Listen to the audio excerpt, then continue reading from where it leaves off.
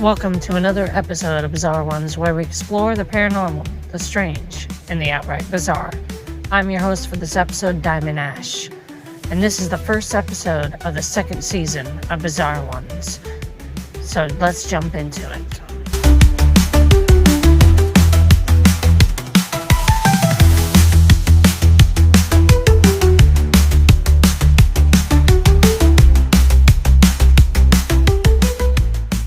In this first episode of the second season of Bizarre Ones, we look at the strange case of the man known as Peter Bergmann.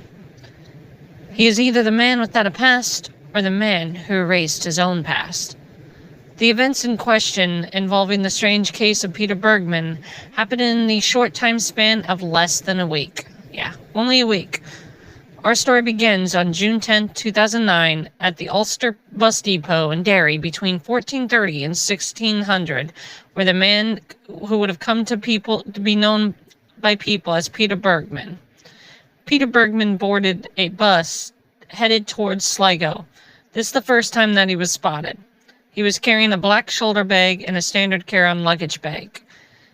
Peter Bergmann arrived in Sligo at 1828 and took a taxi to the hotel where he would be staying up, leading to his death. Mr. Bergmann paid for his hotel room with cash. He did not use a credit card or any other form of payment that could be traced to any actual identification. So there was no way for them to trace him in any particular way because he paid with cash. So not credit card or an app, which at that time phone didn't have payment apps. The address he gave as his home address was Ensteden 15 4472 Vienna, Austria. Now, the thing about that is later on during the investigation process, it would be found to not be an actual address to anywhere. The investigation would later conclude there was no Ensteden 15 4472 Vienna, Austria. When people were questioned by the authorities, Peter Bergmann was described as a slender build, 50 to 60 years old, and he stood about 1.79 meters tall, or 5 foot 10 inches. Witnesses described Peter Bergmann as having short gray hair, blue eyes, and a tan complexion. They said he spoke English, but it was with a thick German accent. The authorities obviously speculated that he must have been of Germanic descent. The appearance and the way he dressed, as said to have been that of a professional worker, that it was just speculation. Later, camera footage that was found revealed Peter Bergmann to be a frequent heavy smoker. On numerous occasions, he was said to have been leaving the hotel with a purple plastic bag with personal effects. However, when he returned from the walks, no bag was spotted on him at all. It was said, though, that he had done this numerous times, yet it was not said why or where the plastic bag went before he came back. The authorities believe that perhaps he had the plastic purple bag in his back pocket, though this has neither been confirmed or denied. The way this process was done was meticulous and methodical, as if he was trying to hide any evidence that could be confirmed who he was. And if this wasn't the case, then why exactly did Peter Bergmann do it? The question that also arises is where exactly did the items go that Peter Bergmann had in this purple plastic bag? Why was he getting rid of these particular items? Like, what was he doing with them? Like, why those particular items? Like, and where was he storing them at? And why still to this day? That was in 2009. That was almost 20 years ago. Not exactly, but almost 20 years ago. And yet, these particular items that he was disposing of or whatever he was doing still have not been found. So the question remains is, what was he disposing of? Why that particular purple plastic bag? And why did nobody see him storing the items that he was getting rid of or whatever he was carrying in that purple plastic bag? Why did nobody see where he was storing it at? Why has nobody found it still to this day?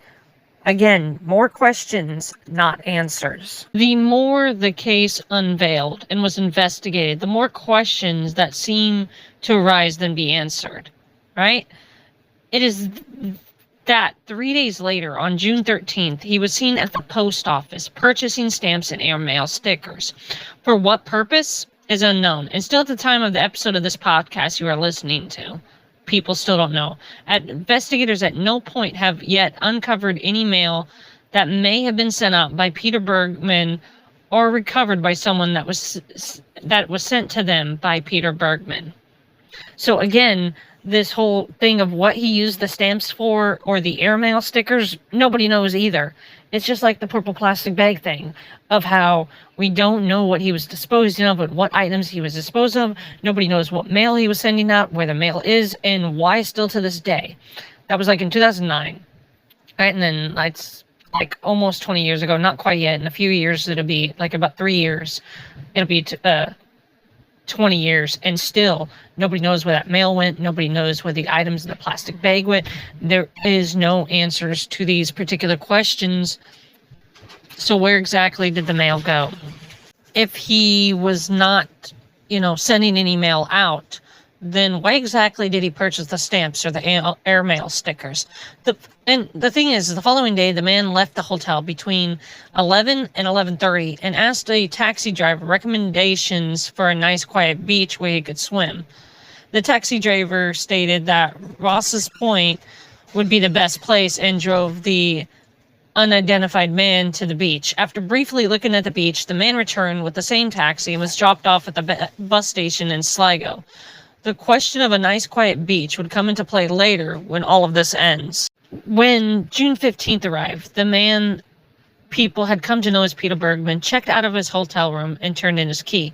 He left with a black shoulder bag, a purple plastic bag, and a different black luggage bag.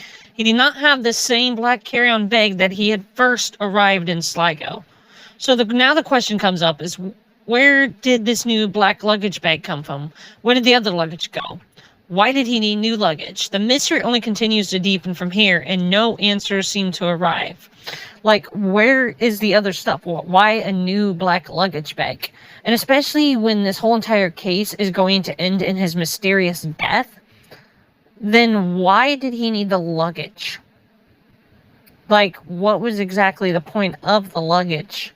Was it to keep up appearances that he wasn't going to meet his demise? Did he not know he was going to meet his demise? Where did this man come from? Because before this particular incident, nobody had heard of the man. And after this incident, nobody really had heard of the man. They had only just seen him. But it was as if this man had no past, no future, no present. Nobody freaking knew at all. Again, like I said, more questions than there are answers when it comes to this case. Now, the next part that we do know is that he walked to the bus station via Quay Street and Wine Street, then stopped at Quayside Shopping Center and awkwardly waited in the doorway for a number of minutes. And they know this because of the camera footage. And they're just like, what is he doing there? Why is he just waiting there awkwardly? What's going on? Is he waiting for someone? Is he waiting for something? But they don't know. But they know at 13:16, he left the shopping center and walked along Wine Street in the direction of the bus station, still carrying all 3 bags. At 13:38, he ordered a cappuccino, a toasted ham and cheese sandwich at the bus station. While eating his food, he looked at pieces of paper that he kept in his pocket. What these pieces of paper said, they don't know. Has he had all these pieces of paper on him the entire time? Again, they don't know. They know after reading the pieces of paper, he tore the paper in half and threw it away in a nearby rubbish bin. He then boarded a bus that departed at 14:20 for Ross's Point. So what did the pieces of paper have, and why did he rip it away? Rip it up and whatnot, if you will. Like, what exactly did these pieces of paper obtain? Did it have information? And why did nobody find these pieces of paper? Again, no one knows. It was reported, though, he had been seen by 16 people while walking on the beach, casually greeting the passerbys. So people had seen him on the beach, and, he was waving, casually greeting them, like you would just, greet strangers and whatnot. That was, one of the few people, the people that had spotted him, that these passerbys. This would be most likely one of the last times that Peter Bergmann would be seen alive. In addition, right? The last confirmed sighting of Peter Bergmann alive after this was 2350. And to the knowledge of the investigation, the next time he would be seen is when his body was discovered. So what happened from this time until his body was found, we do not know. Like, from the time when he was last seen to when his body was found, nobody has any idea of what happened, what was going on, or anything. We can speculate, but in the end, it would only be speculation. That's it. But on June 16th, Arthur Kinsella and his son Brian discovered the body at 6:45 in the morning while on the run preparing themselves for a triathlon. Obviously, they weren't expecting that morning they would find themselves in the middle of one of the greatest mysteries of all time. The cadaver that was once Peter Bergmann was found wearing purple striped Speedo-type swimming trunks with his underpants over the top and a navy t-shirt tucked onto them. And so, like, Arthur and his son were like, whoa, what's going on? Why is this, mysterious man here? And upon the discovery of the body, Arthur and his son Brian contacted the police. It wasn't long until 8:10, Dr. Valerie McGowan officially pronounced Peter Bergmann as deceased. It was there that the long investigation to what happened and who Peter Bergmann was began. The official investigation would last 5 months, yet nothing would be found that would make any sense of this case.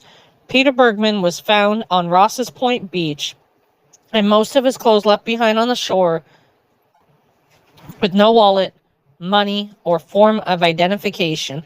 The other clothes that he had been seen in throughout his appearances leading up to his death had not been found. The investigation had uncovered that there were no signs of any type of drowning or foul play of any sort. So if there were no signs of foul play and no signs of drowning, how did the man die? The pathologists also say that even with his advanced stage of prostate cancer and the bone tumors, that also had not been the cause of death yet. That was killing him, but that wasn't the cause of death. So how had Peter Bergmann died added to the mystery of the entire mysterious case of Peter Bergmann? His teeth were in good condition. There were signs of frequent dental work. He had bridging, root canals, crowns, and a full gold tooth on the upper back right side of his mouth, and a small silver filling along the gums of the tooth on the left side of the lower jaw. Despite the fact that he was well groomed and looked like he was well taken care of, his body told another story. The autopsy revealed that Peter Bergmann had advanced stage of prostate cancer and had bone tumors. The autopsy also revealed that his heart showed signs of previous heart disease. Notably for a man who had serious health conditions, the toxicology report stated that he had no medication of any sort in his system. The pathologist noted, due to the man's health status, he would have been in significant pain and would have required prescription pain medicine or at least over-the-counter pain relievers. But none of this was found in his system. And the pathologist said, well, in the kind of pain he would have been in, he would have needed this. And if he wasn't taking the pain and it was, medicine because, his pain, was so significant that even with his, let's say his adrenaline was really high, right? Let's say his adrenaline was pumping. That would actually kill him even quicker if his adrenaline was pumping, because it would have a wear and tear on the body. So the fact that that wasn't the case, the fact that there was no medications he was taking, yet in this severe state, it makes no sense logically or scientifically. He literally is also a medical mystery as well. So how was Peter Bergmann able to be alive without taking the necessary health precautions? The investigators searched databases for photographic, fingerprint, DNA matches, all that kind of stuff, but none matched. No database seemed to even acknowledge the existence of Peter Bergmann. He was like a ghost. It was as if he never existed until the moment he showed up to the hotel and then his death. After a 5-month investigation, the body was buried in an unmarked grave in Sligo. The case still to this day remains unsolved. Almost 20 years later, nothing. The evidence seems to offer more questions than answers. It wasn't until the moment he arrived to the bus to where he was first seen, it was like he didn't exist. It was as if until that moment, Peter Bergman was non-existent. And then after his death, once again, nothing. He was like a ghost before and after his death. The whole story reminds me of The Man in Torrid. Like the story, Peter Bergman showed up with no past and was gone again with no past. The difference being the man from Torrid disappeared while still alive, while Peter Bergman died to unknown circumstances that no one can quite figure out. The case remains unsolved. Where was he from? Is he from perhaps an alternate timeline, an alternate world, or a logical conclusion, a spy? We do not know, and perhaps we will never know and have the answers to this particular case. But if you're listening to this on YouTube, tell us in the comment section of what you think about the case of Peter Bergman and what you think was going on.